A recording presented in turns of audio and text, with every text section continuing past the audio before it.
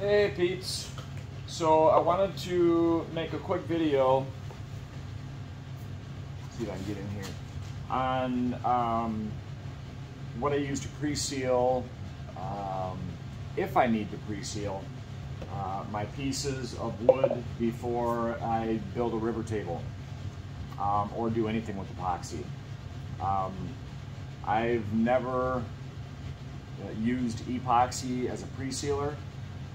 In fact, I'm a member of this epoxy enthusiast group on Facebook. I've never heard of using epoxy as a pre-sealer until I joined this group like a year ago or so. So pre-sealing with epoxy was, I kind of was like, why are people doing this? I've always used PC petrifier.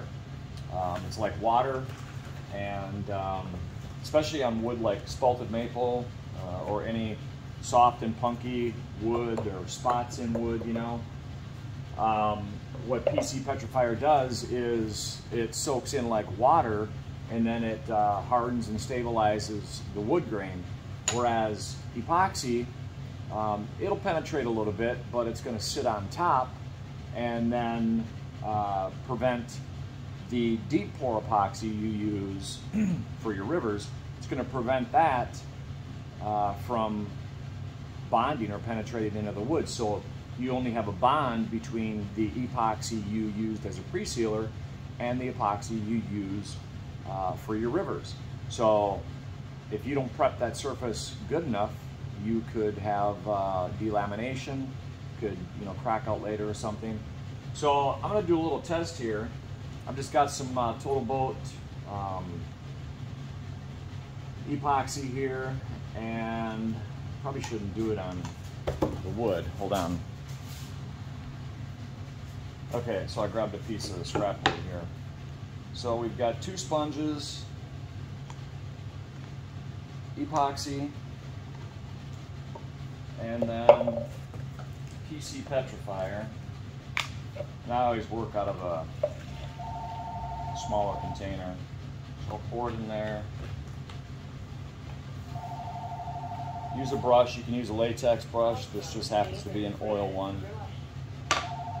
So let's just see what happens here. So I'm going to pour epoxy on the sponge.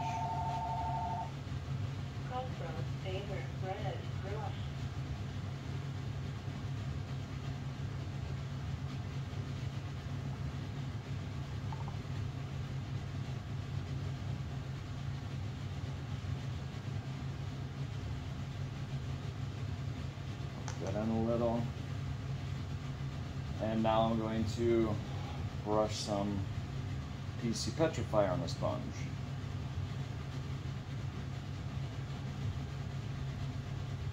And the sponge is supposed to act like wood, okay?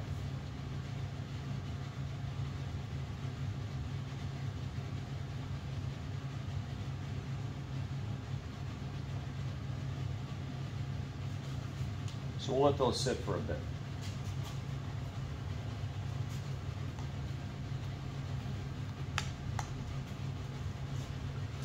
So in the meantime, I'm going to show how I, apply my PC petrifier on a piece of wood. And this has got some really funky areas, really, really soft. I mean, I can literally break this off here. So since a lot of this is really punky, I'm just gonna do the whole thing. So I just brush it on liberally, I mean, you can even pour it on and then work it out. You want to make sure you get it really good in those cracks. And I do it on some sawhorses because I want this to run through. I mean, if it hits a crack, I want it to go all the way through. Really load it up in those cracks.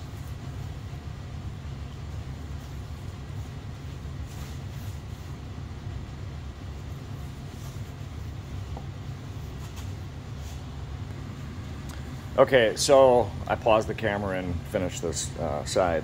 So I got the first application on the on side A, and you can see, getting some light here, you can see how it's really soaking into the softer punky areas.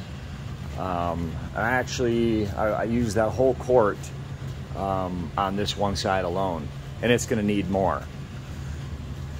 So I'll let this sit up a bit. I'll probably keep applying until these dry areas are gone, and until it's more uniform and like almost puddles up a bit.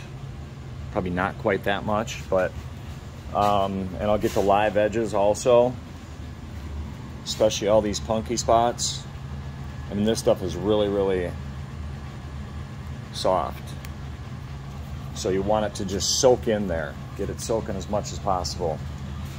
I'll do a few more applications on this side, then I'll flip it over, do the live edges. The other side, I'll get all 6 sides of this slab just saturated with the PC petrifier. And then let it totally cure. After it's cured, if there are pooled up spots, I may pre-sand it a bit, but it's not necessary to pre-sand your live edges if that's where your deep pour epoxy or your rivers will be coming in contact with it. Once it's dry, it's ready to go. So let's take a look at these pieces here. Oops. You can actually see, okay, that PC petrifier ran through the sponge. I mean, it's dripping out of here. So it went right through.